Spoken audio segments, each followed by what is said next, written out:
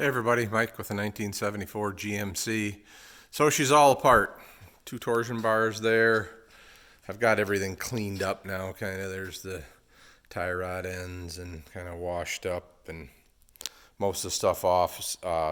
A-arms, ball joints, everything kind of ready for the sandblaster.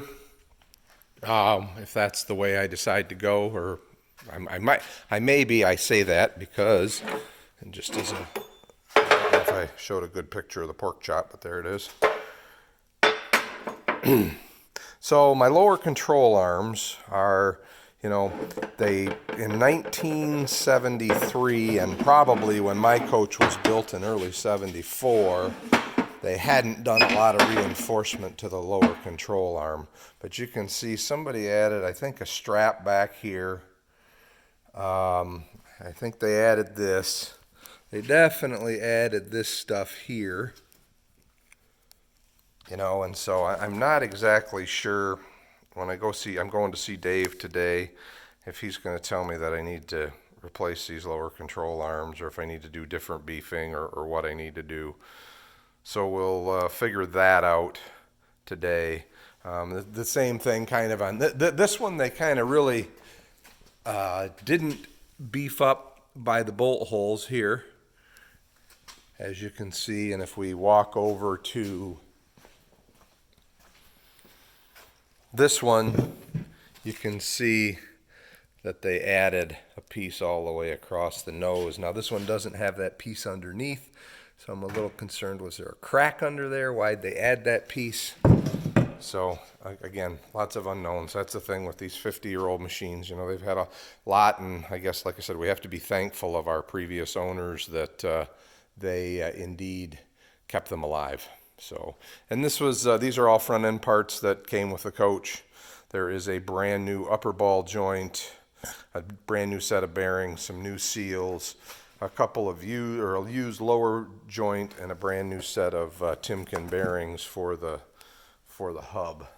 Now, I just wanted to talk with people about this because I'm not going to do a bunch of this work. I'm going to have Dave do a bunch of this work. He has the specific talent and know-how to do this. We could do this. We could replace these bearings ourselves, and somebody's done it in the past, and that's when the grease zerk was put in. And so there's 3 bolts under here, and I'm going to bring you over to, actually I probably should bring this hub over to the table, but so these 3 bolts hold this. They call it a seal retainer, but it really retains the bearings under normal use. The half shaft would keep the whole thing from falling apart if those screws did indeed come out. But so if you're looking at that, you can actually take, and I'll get a 9/16 wrench, because I did this. I just wanted to see if I could, and I probably should have filmed it, but I always forget. But so you can get a 9/16 wrench up onto that bolt and loosen it up. And now the person who took it apart before me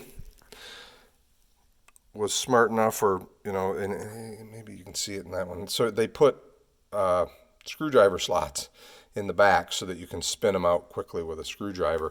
And then in effect, I didn't take this one apart. I just slipped it up a little bit and then put it back down and back together. You could then slip this whole thing off those bearings, and then you'd have access to remove the rotor and what have you. And actually, you could change a rotor that way if you needed to. I think that, well, no, you wouldn't be able to. The rotor probably would not go over that plate. So let's look at that.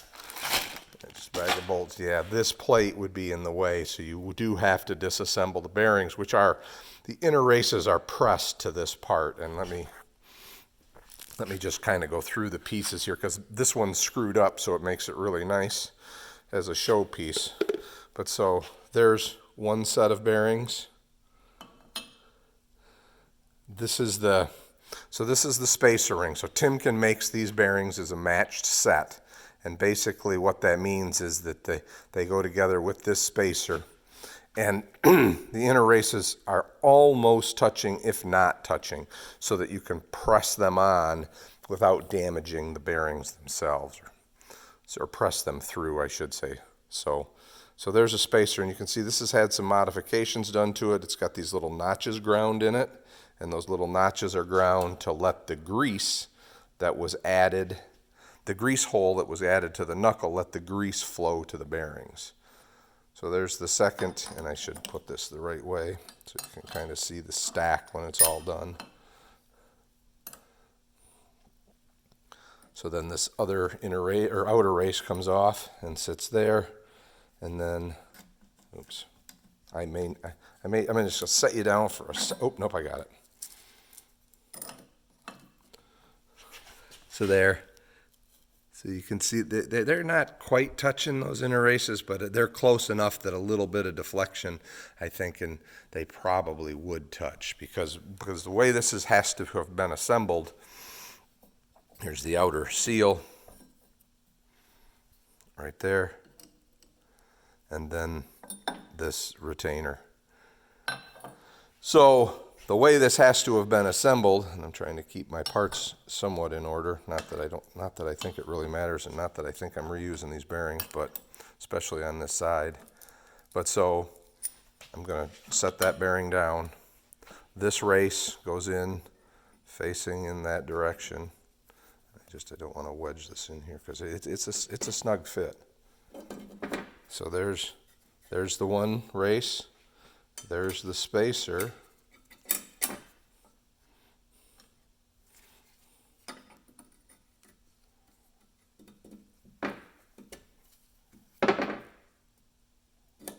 There's the other race.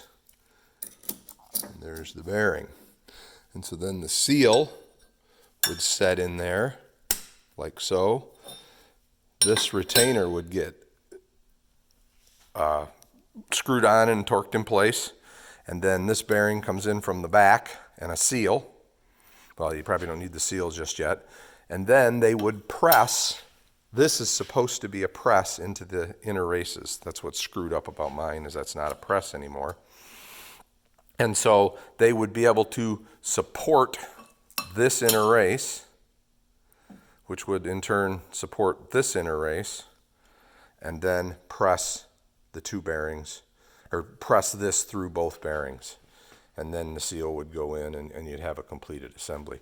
Now mine, obviously these bearings are a slip fit, and I'm not sure, but what you can see here, see that? It's cracked.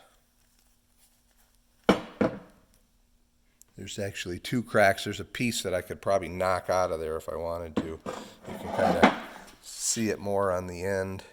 I'm sorry if I'm making you dizzy, but you see that crack there and that crack there. I think that chunk would come right out.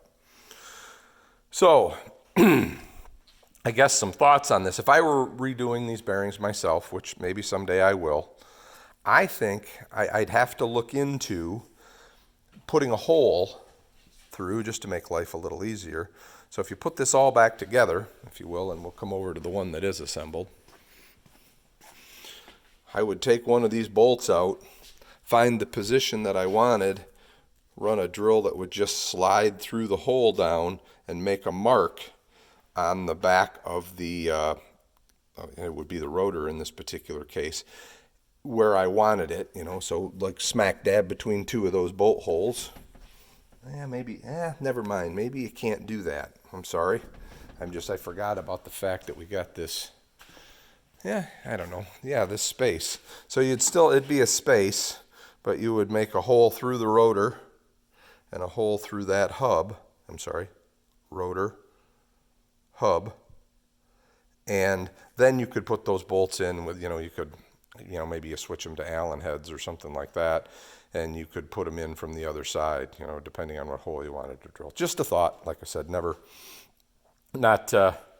necessarily doing any of this. I just am thinking through what I might do if I were doing this and not having the expert do it. So I'm just going to slide these parts back because there's one other thing I kind of wanted to talk about. Oops, that's not the one I want there. I'm going to pause you for just a second. Okay, the other thing I wanted to talk about for, I'll say, you future GMCers down the road when things maybe are unavailable and harder to get. The other thing that I was thinking about was, could we get a traditional and hub bearing, or I shouldn't say a traditional, but a modern hub bearing, and I don't know if I happen to have one in my scrap metal bin or not. I normally do. It seems like I'm changing those stupid things all the time for people.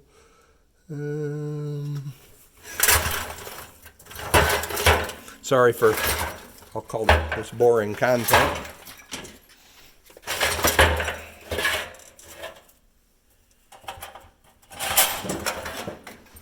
This is out of a car, but you get the idea. So this is a hub bearing, and this is the way a 1-ton truck would be. So I don't have a 1-ton truck hub. Obviously it'd have a bolt pattern much like that, but could you take a bearing like this? You know, you might have to machine this raised area off of the casting, and then put, you know, for lack of a better, something like that on there. You know, would make it more like a traditional front end, and you'd still be retaining the stock knuckle, and therefore all the steering geometry and everything, load point, scrub radius, all of that would be the same. So just a thought, just things that I'm thinking about. Like I said, I am not going to do that at this particular time. Someday maybe I will look for a corner assembly, a used corner assembly to play with, and see if I could possibly do that. You know, for, like I said, for those future GMCers, I'm not going to be in the, I'm going to be in the game for maybe 20 years more, dicking around with this thing. And then after that, it'll be up to you young people out there to hopefully take on the charge and keep these old girls going. So, all right, everybody, thanks.